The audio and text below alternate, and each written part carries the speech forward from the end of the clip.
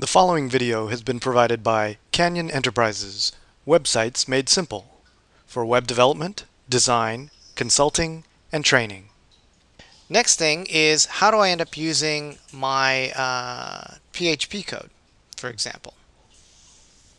So let's say we want to, I'm going to go ahead and open up an Explorer window.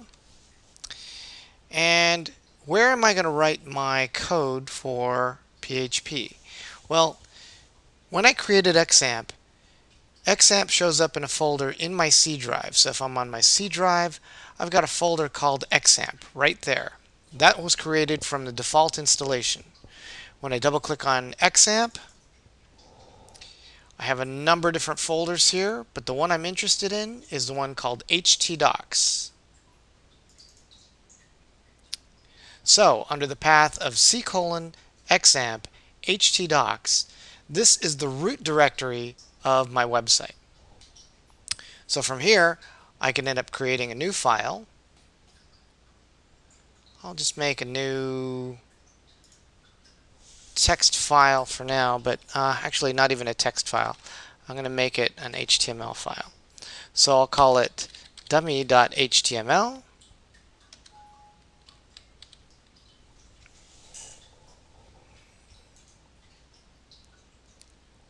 Okay, and let me put some text on the inside. So go through. And this isn't perfect HTML syntax, but it will do the job.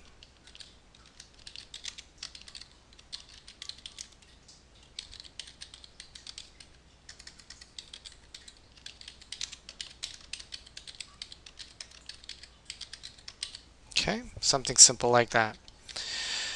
Okay, so now I've got a file called dummy.html, and it is located inside of C drive, XAMPP, htdocs.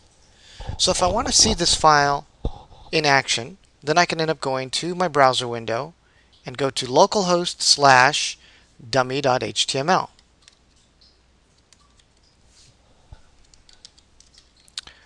localhost/dummy.html. Alright. Now HTML files I could have used without XAMPP at all. I mean, I don't need a web server to run a file like this. But what about PHP? If I wanted to run PHP, it must go through a web server in order for it to process the code. I'll give you an example. Let's create a file called test.php.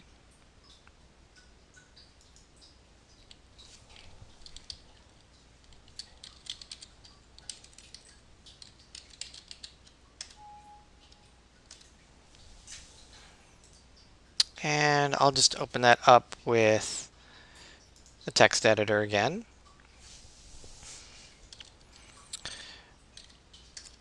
Put in my HTML code.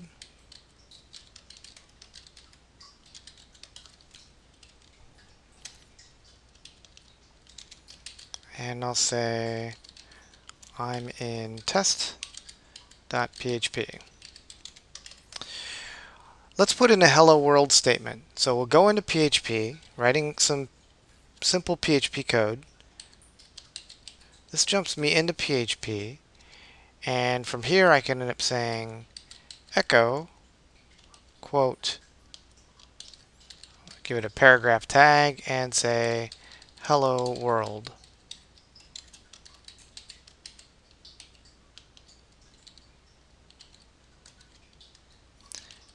And a closing PHP tag. And I'll save that. Okay, so test.php is located in the root directory of my web server. So if I go back to my browser window, and this time, instead of being an HTML file, I'll go to test.php, and there you have it. It ends up taking my file and it actually processed the code. Now how's that different than if I went directly into the browser? For example, if I end up going over here and saying I have a file called test.php, and I would like to open that with, let's say, Firefox.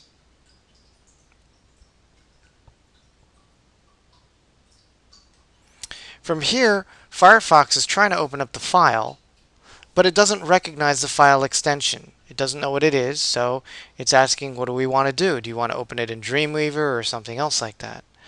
In other cases, if I try to open up the file in, let's say, Internet Explorer, see if I could find that really quick.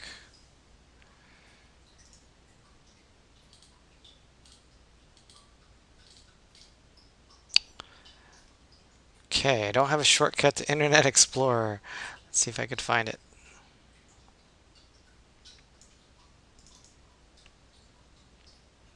There we go.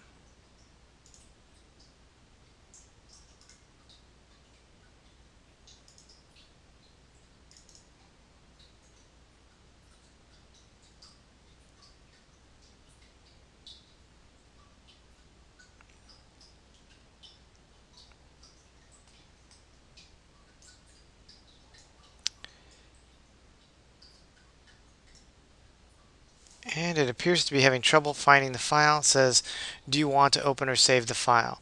So in either case, it couldn't open the file. Okay, that's a brief tour of XAMPP.